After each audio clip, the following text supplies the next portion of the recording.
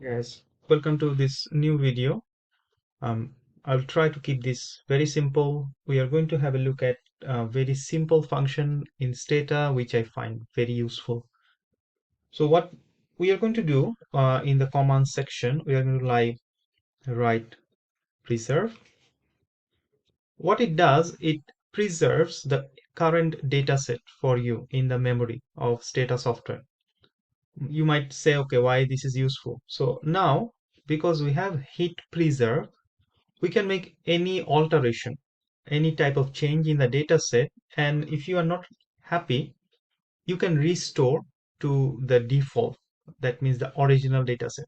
Let me show you. For example, maybe you want to drop a variable. So I write drop age, and you can see in the variable list, age is not present. It's completely gone.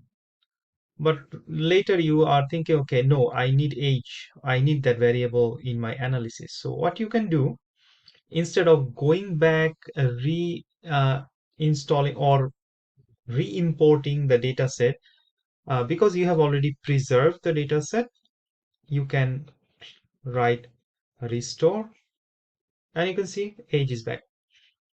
So I think that this very simple tip is going to save you a lot of time, and it will allow you to make all the different types of changes or modification that you would like to do in your dataset.